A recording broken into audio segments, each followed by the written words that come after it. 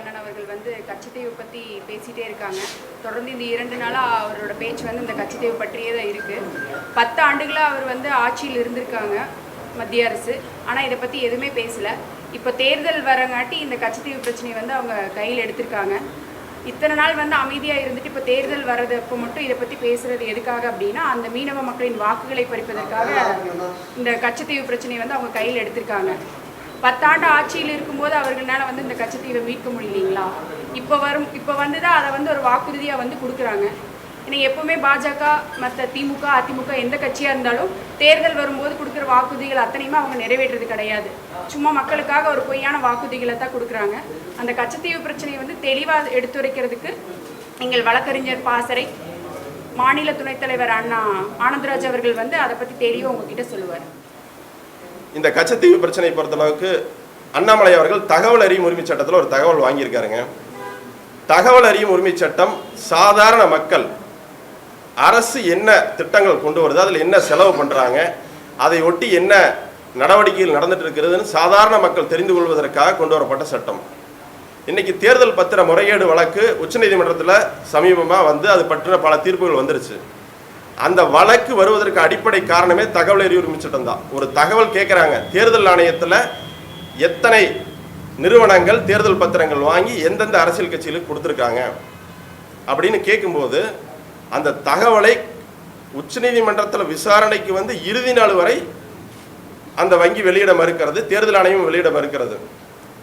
ஆக மத்திய அரசு தகவல் அறியும் உரிமை சட்டத்தில் ஒரு தகவலை கேட்டு பல ஆண்டுகளாக போராடி உயர்நீதிமன்றம் உச்சநீதிமன்றத்தில் கடைசியாக கான்ஸ்டியூஷனல் பெஞ்ச் வரல் வந்ததுக்கு பிறகுதான் தலைமை நீதிபதி சந்திரசூட் அவர்கள் இறுக்கி பிடிச்சு அந்த தேர்தல் பத்திர முறைகேடுகள் சம்பந்தப்பட்ட தகவல்களை இன்றைக்கு வெளிக்கொண்டு வந்திருக்காங்க. ஆனால் அண்ணாமலை அவர்கள் கடந்த 2 நாட்களாக காட்டியிருக்கக்கூடிய அந்த ஆவணமானது சமீபமாக தகவல் அறியும் உரிமை சட்டத்தில் விண்ணப்பம் கொடுத்து உடனடியாக வெளியுறவுத்துறை அமைச்சகத்திலிருந்து அந்த தகவலை வாங்கியிருக்காரு. நாங்கள் கேட்கறது, நாம் தமிழர் கட்சியினர் இதுவரையும் அரசியல் அதிகாரத்தில் எந்த இடத்திலும் பங்கு பெறல. ஆனால் கடந்த 10 ஆண்டுகளாக மத்திய அரசியல் ஆட்சியில் அமர்ந்திருக்கக்கூடிய பாரதிய ஜனதா கட்சி அவர்களுடைய அமைச்சர் ஜெய்சங்கர் அவர்கள் அவருடைய கட்டுப்பாட்டின் கீழே தான் இந்த வெளியுறவுத்துறை அமைச்சகமே வருது. அண்ணாமலை அவர்கள் சொல்றாரு, கடந்த ஓராண்டுக்கு முன்பு நானும் பொன் ராதாகிருஷ்ணன் ஐயா அவர்கள் தலைமையில் போய் மனு கொடுத்தேன்னு சொல்றாரு. ஜெய்சங்கர் அவர்கள் ஒரு சாதாரண வார்டு கவுன்சிலர் கிடையாது. இந்தியாவினுடைய வெளிவிவகாரத்துறை அனைத்தையும் கவனிப்பவர். உலக அளவில் இந்தியாவினுடைய எம்பசி எங்கெல்லாம் இருக்குதோ அங்கே இருக்கக்கூடிய ஐஎஃப்ஆர் அதிகாரிகள் முதல் கொண்டு மோடி எந்த வெளிநாட்டுக்கு போனாலும் அங்கே என்ன பேசணும், எந்த ஒப்பந்தங்கள் கையெழுத்து போடணும், எந்த மாதிரி அவர்களுக்குள்ள தகவல் பரிமாணங்கிறவர்கள் முடிவு செய்யக்கூடிய அதிகாரத்தில் இருக்கக்கூடியவர். அந்த துறையிலிருந்து அவருடைய கட்சி சார்ந்த ஒருவரே தகவல் உரிமை சட்டத்தில் ஒரு மனு தாக்கல் பண்ணி இந்த தகவலை அவங்களா வெளியிட்ட மாதிரி கொண்டு வந்து அவர் வெளியிடுறாரு. அடுத்த தினமே ஜேபி நட்டா அறிக்கை வர்றாங்க, அம்மையார் நிர்மலா சீதாராமன் அவர்கள் பேசுகிறாங்க. அது எல்லாவற்றையும் ஒருபடி மேலே போய் ஐயா ஜெய்சங்கர் அவர்கள் நேரடியாக உட்காந்து அதை பற்றி ஒரு பத்திரிகையாளர் சந்திப்பு நடத்துகிறார். இந்த பிரச்சனையில் நாங்கள் 2 விடயங்களை முன்வைக்கிறோம். ஒன்று, இந்த பிரச்சனை நீண்ட காலமாக இருக்கிறது, யாரும் மறுப்பதற்கு இல்லை. தமிழகத்தை பொறுத்தவரை அதிமுகவும் திமுகவும் மாற்றி அவர்கள் குற்றச்சாட்டு சொல்லிக்குவாங்க. திமுக இவங்க மேலே சொல்லுவாங்க, அதிமுக அவங்க மேலே சொல்லுவாங்க. இதுதான் நடக்கும். ஆனால் பிரச்சனை தீர்ந்துபாடு இருக்காது.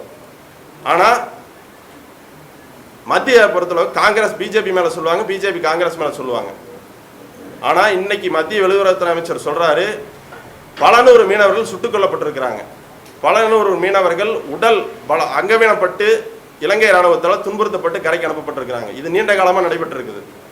இப்போ அண்மையில் பிரதமர் மோடி அவர்கள் யாழ்ப்பாணம் வரையிலும் போனார். அதாவது இலங்கை வரலாற்றில் இந்திய பிரதமர் ஒருவர் யாழ்ப்பாணம் வரையிலும் வந்தது இதுதான் முதல் முறை. அப்போ அவர் போகும்போது கூட ஜெய்சங்கர் அவர்களும் போயிருக்கார். இந்த பிரச்சனை இருக்கிறது அவங்களுக்கு நீண்ட காலமாக தெரியும். அதற்கப்புறம் அண்ணாமலை அவர்கள் ஒரு சுற்றுப்பயணம் போனார். அவர் பதவியை கட்சிக்கு வந்த பிறகு இலங்கைக்கு ஒரு சுற்றுப்பயணம் போனார். அதன் பிறகு அண்மையில் நிதியமைச்சர் நிர்மலா சீதாராமன் அவர்கள் இலங்கைக்கு போயிட்டு அங்கே இருக்கக்கூடிய ஒரு கோயிலில் போய் வழிபாடு நடத்திட்டு வெளியில் வந்து தேவாரம் திருவாசகம் இங்கே ஒரு உணர்ச்சி பூர்வமாக பாண்டிங்க, அதை நான் பார்த்து மெய் சிலுத்து போனங்கிறாங்க. அப்போ இத்தனை முறை நீங்கள் இலங்கை போயிருக்கிறீங்க, போனப்பும் பேசலை, போயிட்டு வந்ததுக்கப்புறம் பேசலை.